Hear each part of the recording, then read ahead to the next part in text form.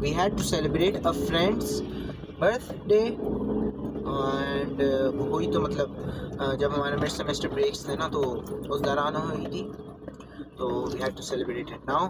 तो इस वजह से जो है वो थोड़ी बहुत ब्राउनीज़ वगैरह उससे जो है सेलिब्रेट हुई थी। Treat is waiting, the treat will be given hopefully in the next week. तो ट्रीट का हमें इंतज़ार है, अब वो जहाँ लेके जाएँ के ऊपर। बहरहाल तो इस वजह से जो है थोड़ा टाइम लग गया हमें, but still we are on schedule. हम जो है इतना लेट नहीं हुए हैं, we probably late by like 50 minutes, 45-50 minutes, क्योंकि वो क्लास भी जो है वो थोड़ी लेट हो गई थी हमारी। And obviously we had to celebrate नहीं करते तो फिर वो अच्छा नहीं लगता ना। ब्राउनीज जो है वो बहुत अच्छे थे, they were from a home based kitchen, नाम याद नहीं आ रहा कुछ ऐसा कुछ था। बहरहाल तो yes we are right on schedule. हमें जो है 2-3 काम करने हैं। वी आर जो स्कूल के रश होंगे उनसे हम बच जाएंगे। स्कूल के टाइमिंग के जो रश होते हैं, कोशिश यही होती है या तो जो है ना फिर आप पहले निकलें उस टाइम से जब रश शुरू होने वाला होता है, या फिर आप जो है ना फिर उस टाइम के बाद निकलें ताकि रश ख़त्म हो जाए। क्योंकि स्कूल का जो है ना, स्कूल की छुट्टियों की टाइमिंग है 12:30 से 1 बजे, नहीं 12:30 से 3 बजे, 3 से 3:30 तक का जो टाइम होता है ना, वो एटलीस्ट जहाँ से मेरा गुज़र होता है, मैंने आपको पहले भी बताया हुआ है, मस्कन से आप समझ लें कि वो वाला पट्टा आ गया ना नाज़िमाबाद का, ये पूरा जो लिंक्ड है। तो मेरे तो गुज़र जो है वो इस रास्ते से होता है, और मेरे लिए जो है ना फिर ये रास्ता बहुत मुश्किल हो जाता है, इस रास्ते पे सफ़र करना। मेरा जो है वो उर्दू वाला सफ़र नहीं हो पाता, मेरा अंग्रेज़ी वाला सफ़र हो जाता है इस रास्ते के ऊपर, अगर मैं जो हूँ अपने टाइम को जो है वो सही तरीके से मैनेज ना करूँ। बट देन अगैन कभी कभार तो चलता है। इंसान, a person can not be punctual everywhere, so he tries to be punctual in some places. कोशिश इंसान को हमेशा ये करनी चाहिए कि he has to be punctual in everything. और ज़ाहिर सी बात है बहुत सारे जो एक्सटर्नल फैक्टर्स होते हैं जो आप कंट्रोल नहीं कर सकते,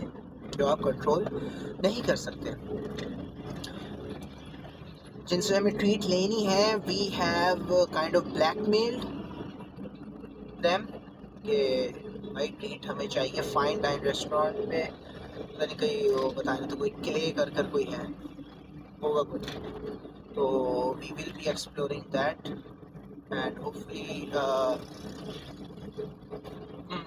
alhamdulillah, hopefully telling you about it, the reviews and what not। किस तरीके से था मैंने आपको पहले भी उसका बताया था, कैफ़े प्राहा का बहुत मज़ेदार था हमारा। अदर देन दैट, हाँ, coming back to the case की अगर हम बात करें उसके अंदर, तो उसके अंदर जो है ना कुछ ऐसे एस्पेक्ट्स थी, कुछ ऐसी चीज़ें थी जो हमें पता चली। उसके अंदर जो है ना, जैसे मैंने आपको कहा था कि 4 चीज़ों को वो केटर कर रहे थे, लग्जरी, मिड साइज, ट्रक और वो इकॉनमी। उन्हें पता चला था यार सबसे ज़्यादा जो उनको प्रॉफिटेबल हैं वो हैं 2, लग्जरी एंड इकॉनमी। तो इसी पे जो है ना हम ज़्यादा फोकस करते हैं। उन्होंने कहा हाँ बिल्कुल इसी पे हमें फोकस करना चाहिए जब ज़्यादा इंपॉर्टेंट हमारी ये चीज़ है। लेकिन अब इसके अंदर भी जो है ना कुछ मसला था। मसला क्या था यार? मसला ये था इतनी सारी रिसोर्सेज नहीं थी, यानी कि पैसा इतना नहीं था कि दोनों चीज़ों के ऊपर भी जो है ना खुल्ला जो है ना आप खर्च कर दो। इतना पैसा नहीं था कि दोनों के ऊपर खुल्ला खर्च कर दो। आपको भी इन दोनों के अंदर भी जो है ना समझदारी से करना चाहिए था, और ये देखकर करना था कि किस तरीके से किया जाए।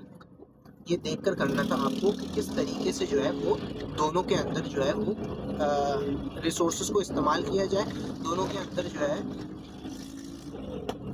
किस तरीके से जो है वो खर्चा किया जाए। ठीक है, एक तो ये इशू हो गया रिसोर्सेज की कमी का। दूसरा ये कि एक ओवरऑल जो है जो ट्रांसवर्ल्ड ऑटो पार्ट्स कंपनी है उसकी एक स्ट्रैटेजी थी। क्या स्ट्रैटेजी थी? उसकी स्ट्रैटेजी जो हमें लग रही थी वो थी नहीं हमें लग नहीं रही थी, ऑब्वियसली वो बता रहे थे कि आपको जो आपका ROCE है वो अभी -15% है। कितना? वो अभी -15% है। आपको उसको जो है 1 साल के अंदर -7 पर लेकर आना है, और उसके बाद जो है पॉजिटिव 2 सालों के अंदर +8 पर लेकर जाना है, नेगेटिव से पॉजिटिव पे लेकर जाना है। ये तो एक स्ट्रेटजी थी, लेकिन अब इसको किस तरीके से अचीव करते हैं, तो अब उन्होंने बताया हुआ था कि जो लग्जरी डिवीजन था उसकी एक अलग स्ट्रेटजी थी। वो फोकस कर रहा था कि मैं भाई नए से नए आइडिया लेकर आऊँ, इनोवेट करूँ, ताकि ज़्यादा से ज़्यादा जो है ना मेरा जो है वो लग्जरी डिवीजन फ्लरिश करे, तरक्की हो। इकॉनमी वालों की क्या सोचती है? इकॉनमी वाले जो है वो इस चीज़ पर फोकस कर रहे थे कि यार सब लोग पता है क्या करते हैं, जो बाकी जो कंपेटिटर्स हैं ट्रांसवर्ल्ड के, वो कहते हैं यार कि शुरू के अंदर कम प्राइस दे दो, शुरू के अंदर जो है ना कम प्राइस का प्रोडक्ट दे दो, फिर बाद में जो है ना उसकी क्वालिटी इतनी अच्छी नहीं होती, तो कस्टमर को बार बार ख़रीदना पड़ता है, कस्टमर के लिए मुश्किल होती है। इनका ये था कि हम एक टाइम पे, इनिशियल टाइम पे थोड़ी महंगी चीज़ वो करेंगे, लेकिन हम ऐसी चीज़ देंगे कि उसकी पूरी जो, अगर वो देखे ना पूरी ज़िंदगी के अंदर उस प्रोडक्ट की, उस पार्ट की, जैसे हेडलाइट की मिसाल है, हेडलाइट की हम शुरू के अंदर, जैसे हेडलाइट की प्राइस जो है उसके कंपेटिटर चार्ज कर रहे हैं $100, ये चार्ज करेंगे $110, लेकिन वो ऐसा होगा कि उन्हें बाद में जो है ना कभी चेंज करनी नहीं पड़ेगी, या बहुत 10 साल बाद चेंज करनी पड़ेगी, क्योंकि इनके बाकी कंपेटिटर्स की अगर आप चीज़ें लें, उनको हर साल के अंदर ना कुछ करना पड़ता था, तो ज़्यादा खर्चा होता था। इन्होंने बोला यार हम ये करेंगे, तो कॉस्ट कम करना था, नहीं वो इनिशियल कॉस्ट थोड़ी ज़्यादा होती, लेकिन ओवरऑल जो कॉस्ट थी कंज्यूमर की या कस्टमर की, वो कम हो जाती। सही है। उसके साथ साथ जो है लग्जरी का क्या सोचती, लग्जरी की सोचती यार इनोवेट करो, नई से नई आइडिया लेकर आओ, ताकि ज़्यादा लोग जो है, ज़्यादा इंडस्ट्रीज हमारा सामान खरीदें। ठीक है, अब ये इनकी डिस्टिंक्टिव स्ट्रैटेजी थी। इसकी स्ट्रैटेजी थी इकोनॉमी की high quality low cost, luxury की थी भाई कि कॉस्ट से इतनी वो नहीं थी, इनोवेट करते रहो। सही, अब पूरी क्लास जो है वो इससे जो है मुत्तफिक थी। अब जब इसके ऊपर सवाल आया कि यार क्या क्या लोगों की राय होगी, तो मैंने जैसे आपको कहा ना, शुरू के 3-4 हमारे जो क्लास के स्टूडेंट्स हैं, जो कॉलीग्स हैं हमारे, उनसे पूछा गया, जो इंस्ट्रक्टर हैं हमारे, उन्होंने पूछा कि भाई आपके क्या राय है। वो कहते हैं नहीं सर ये स्ट्रेटजी ठीक है, जो ट्रांसवर्ल्ड ऑटो पार्ट्स हैं उनकी ये स्ट्रेटजी ठीक है, वो सही कर रहे हैं कि किसी लग्जरी को जो है अलग तरीके से डील करते हैं, इकॉनमी को अलग तरीके से डील करते हैं।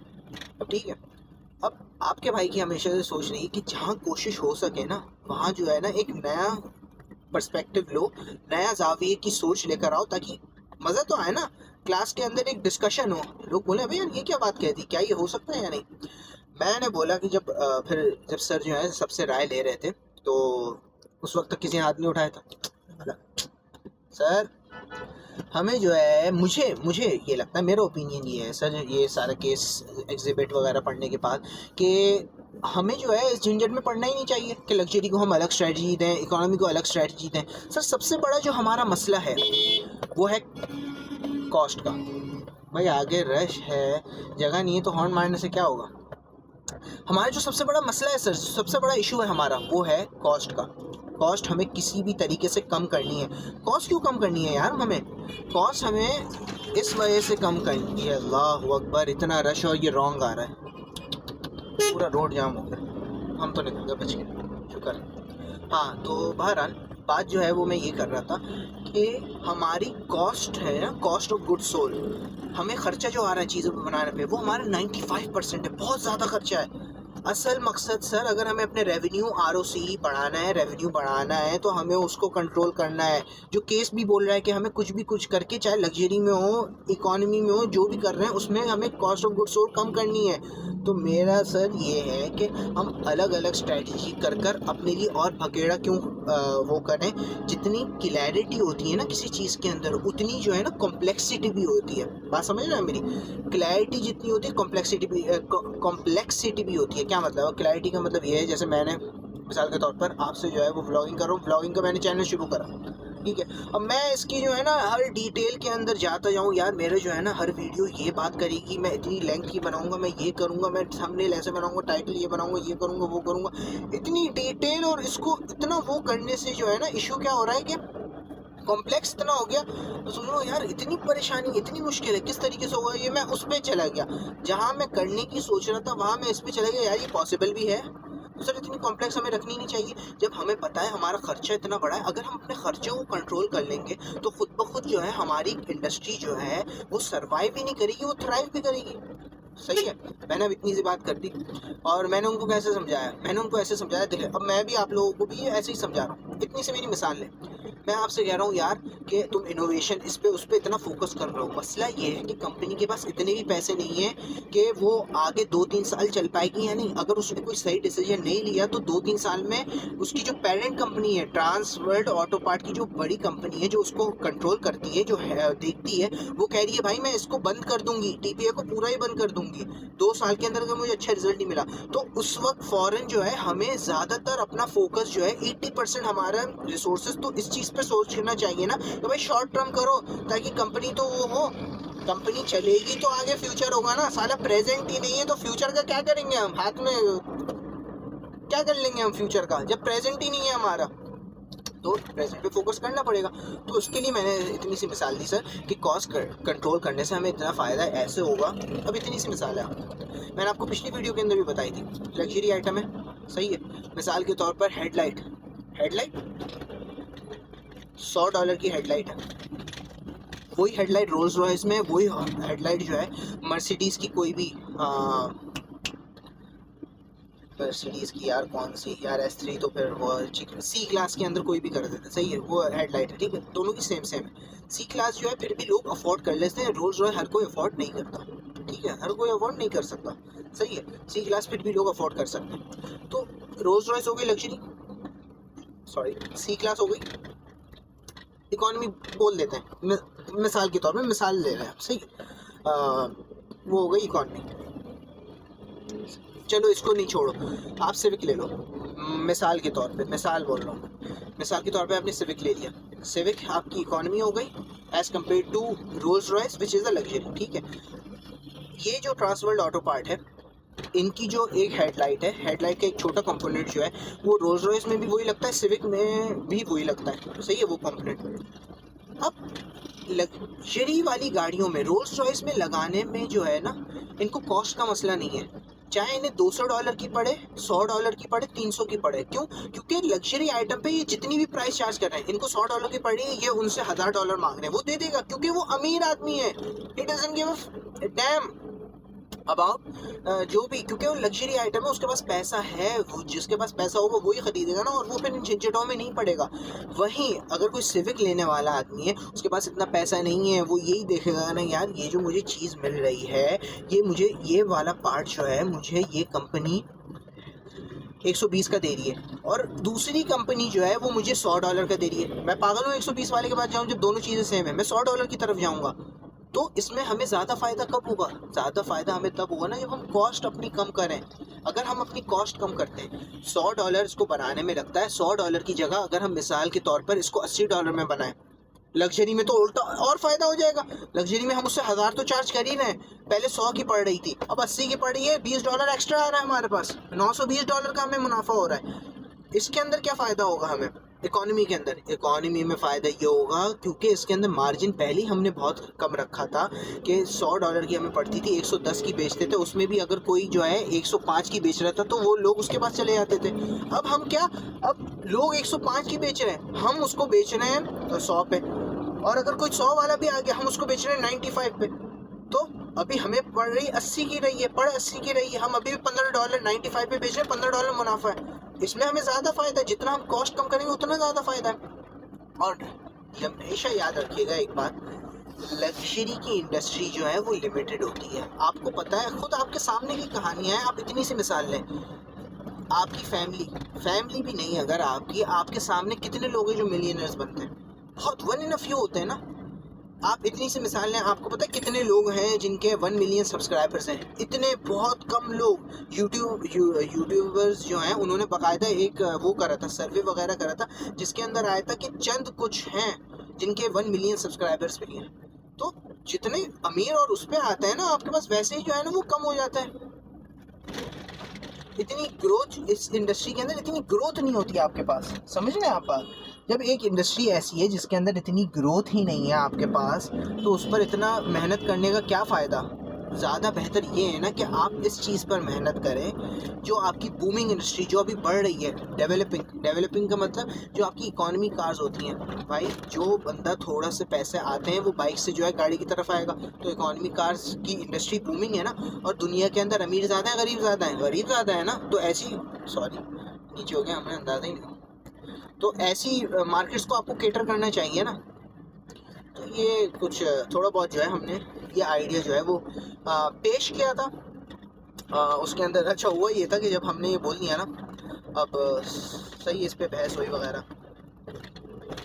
हमारी जो है ना, मैं बीच में बैठता हूँ, हमारी जो है ना जो सीटिंग है वो ऐसी है कि 3 रोज़ हमारी जा रही हैं, सही है। जैसे अगर इधर ये टीचर बैठा हुआ है ना, तो इधर कुछ बच्चे हैं, इस उल्टे हाथ पे कुछ बच्चे हैं, सीधे हाथ पे कुछ बच्चे हैं, 3 तरफ जो है देखने का होता है, सही है। मैं इधर हूँ और हमारे बाकी दोस्त जो है ना वो सीधे हाथ पर है, सही है। अब सर ने जो है ना वोटिंग दी, भाई वोटिंग करें, कि सर ने बोला यार ये तो एक इन्होंने नई इंटरेस्टिंग बात कर दी है, अब इस पे वोट करें, हमें क्या किस तरफ जो है वो सोचना चाहिए, क्या ये कह रहे हैं सही बात है या ये जो है यूं ही कह रहे हैं, इसका कोई वो नहीं है। पूरी क्लास जो है भाई वो कर रही कि नहीं सर अलग होनी चाहिए, ये बेवकूफ़ी वाली बात कर रहे हैं। मैं जिन ग्रुप के साथ, अच्छा एक तो मेरे दोस्त का ग्रुप अलग है, आप जिस क्लास के दौरान जो है ना आपके साथ जो आगे बैठते हैं, मेरा आगे जो है ना मेरे साथ 3 और बैठे हुए थे, उसमें भी मेरा एक दोस्त है, और वो क्लास के ग्रुप अलग होते हैं, और जाहिर सी बात है फ्रेंडशिप के आपके ग्रुप बन जाए वो क्लास के अंदर ही होते हैं, लेकिन ज़रूरी नहीं जिनके साथ आप बैठो वो ही हों। तो मेरा पूरा ग्रुप बोल रहा था नहीं सर अलग नहीं होनी चाहिए, वो नहीं चाहिए। और एक हमारा दोस्त जो है बिल्कुल कोने पे, शब्बो का मैंने जिक्र करा ना पिछली दफ़ा, शब्बो जो है